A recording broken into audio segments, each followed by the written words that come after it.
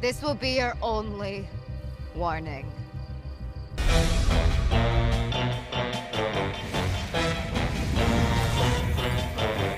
Who's been messing up everything? It's been Agatha all along. Gotcha. And to think I thought I was starting to go crazy, seeing all the demonic symbols and Mephisto references everywhere. Thanks, Marvel, for making me feel sane again. He works. He really, really works. Hello, come one, come all, to this latest spoiler review for WandaVision, starring yours truly, Brandon. This week's video is going to be a little different. See, a friend of mine from back home stopped through so that we could watch the latest episode together. Don't worry, we were both COVID safe, but the beginning of this video is going to be the highlights of us reacting to the latest episode of WandaVision. Then I will meet you back here to discuss anything I found in the episode in more detail. Skip ahead to that part if that's what you came here for, but otherwise, enjoy the reaction.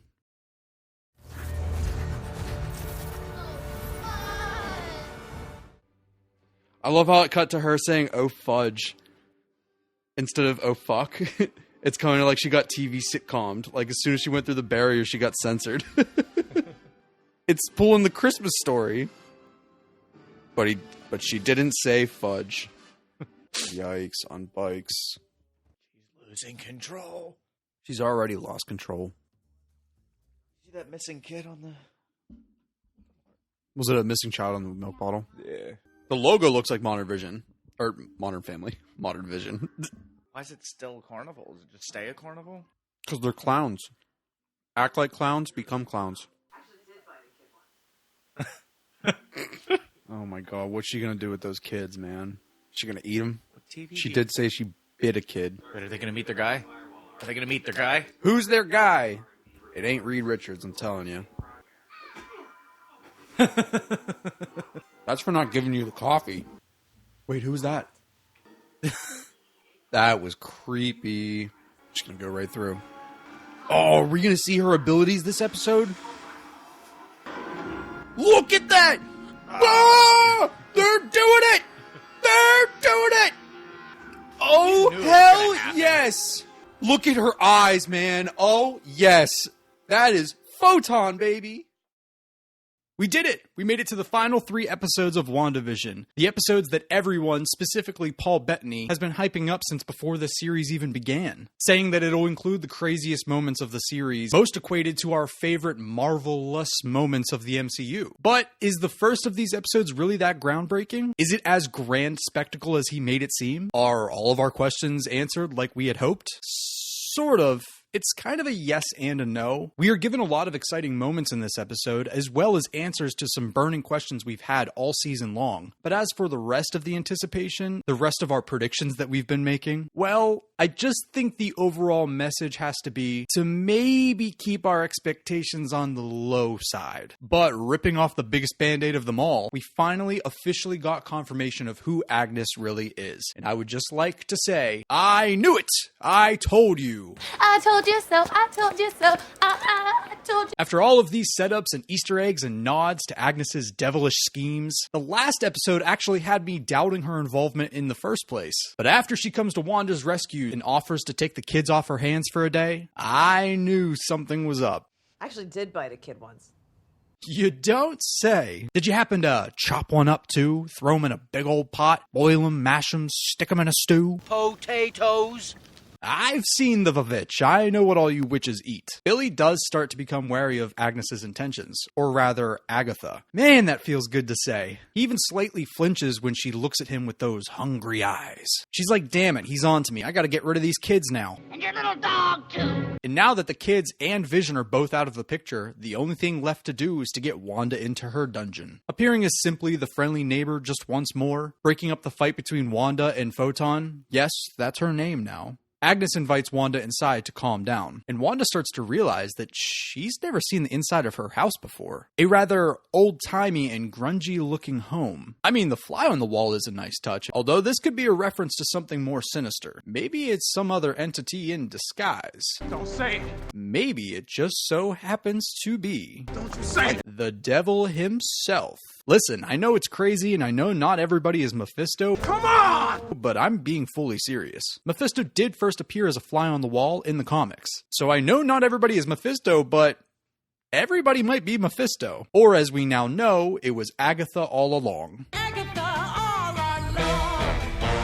And when we make it down to Agatha's murder dungeon, it starts to become alarmingly clear who we're dealing with. This demonic-looking cave gives off some eerie Suspiria vibes, and whatever book that is sort of resembles the Darkhold, an ancient dark magic text that we've actually seen in Agents of S.H.I.E.L.D. as well as The Runaways on Hulu. This book has dark magic ties to Doctor Strange and even Ghost Rider. This big Agatha reveal shows us that she has some purple hex magic of her own, appearing to warp Wanda's mind with another sitcom facade, showing us that it was her pulling the strings this entire time. So she tricked the newlyweds a couple of times and made Wanda create a false reality and some fake kids and kept an entire town hostage. Listen, I'm not saying she's a bad person per se. I just think that her actions raise some questions. Like, for example, is she a dog murderer? Yes, hang on 1 second. Hello? Yes, is this John Wick? Yeah, I have someone I need you to get. Yeah, I'm thinking I'm back.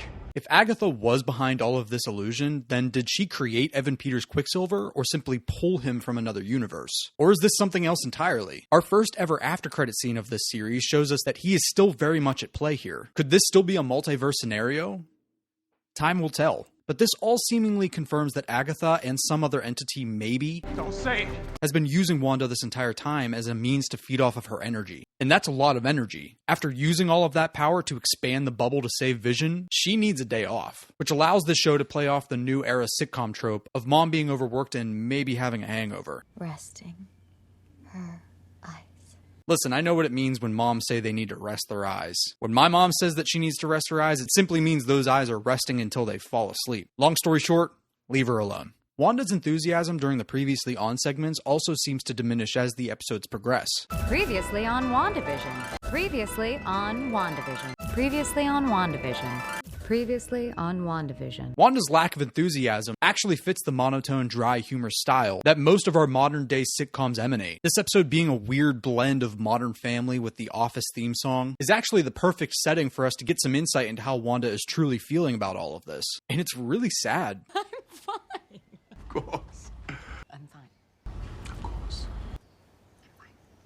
Wanda's losing grip of everything and is being reminded of her guilt for what she has created. There's even a missing child portrait on the milk bottle, like her conscience is coming back from being warped by Agatha, who seems to be sucking the life out of her. This week's commercial for Nexus, an antidepressant drug, indicates that Wanda needs to recognize the strength of her abilities. I went over a little bit in my video last week about what a Nexus is and what I think this means for the future of Marvel, how it could tie into the Cataract Weapons Project and bring in Kang the Conqueror. But a Nexus is simply a being of insanely powerful energy and reality warping abilities, which is exactly what Wanda is. She essentially acts as an anchor to the fabric of the universe, and will be extremely important moving forward in the MCU, especially if we're about to witness the shattering of the multiverse.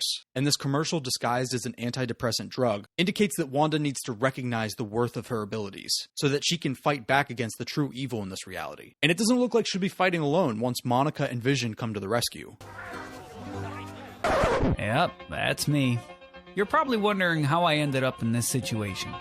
Once Wanda expanded the reality bubble, she consumed back Vision along with the rest of the Sword crew. Well, everyone except for Hayward and Monica and Jimmy. Vision awakens Darcy so that she can punch military douche in the face for not getting her a coffee when she asked nicely. And the two of them spend the episode trying to make their way back to Wanda, who keeps putting up barriers preventing them from reaching her. That or Agatha's doing it. Darcy informs Vision of the past that Wanda had to endure, which gives him some understanding into why she's feeling this way. But outside the bubble, Hayward seems to be shifting his priorities towards something bigger, maybe big enough to deal with the Hex. But what and where are they launching? Make sure the team has everything they need. We launch today.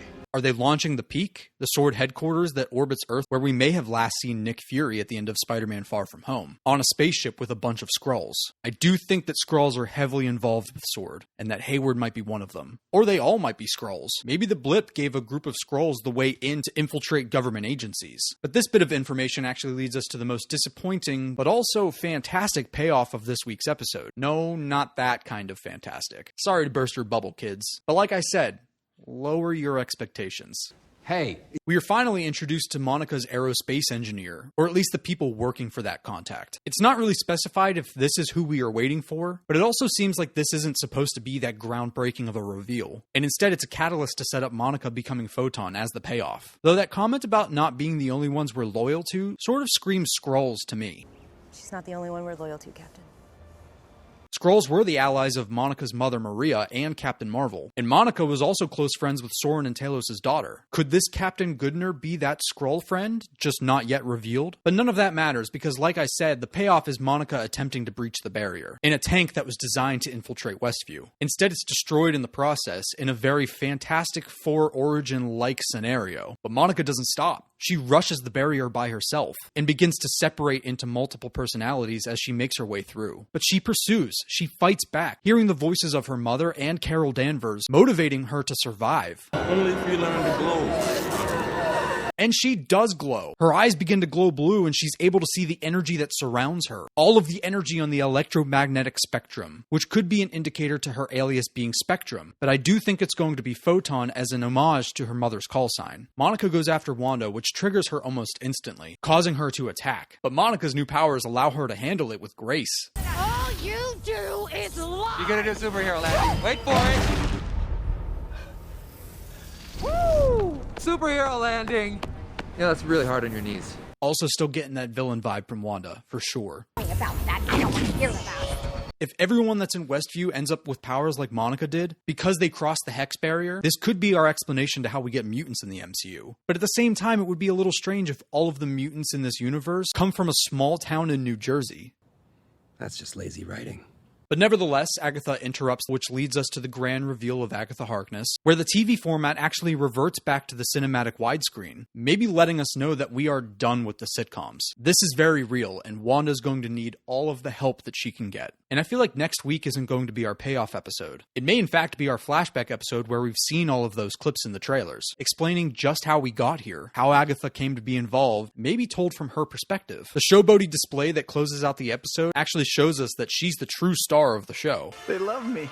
And maybe we'll get a flashback-centric chapter to help tie up any loose ends before we enter our final 2 episodes. And here we go. If you liked hearing me talk about WandaVision, be sure to subscribe. I'll be doing review videos like this every week a new episode is released, and even continuing to do this when Falcon and the Winter Soldier drops next month. But also keep your eye over on twitch.tv/BoxTheWise. I'm going to be playing some video games here soon, so be sure to keep your eye out for that. Also, follow me on Twitter. Be sure to yell at me over there about WandaVision or anything Marvel related. Let's talk about what we thought about the ending of the episode, and if we all saw that big reveal coming. I love to chat with everybody about this show and speculate about where this universe is headed. It's one of my favorite parts of the week, so you can even comment below what you thought, and we can have a friendly discussion in the comments. And if you enjoyed this video, be sure to hit that notification bell and share this with your friends so that we can rapidly grow this community together. But until next week, that's showbiz. Thanks a lot. Bye.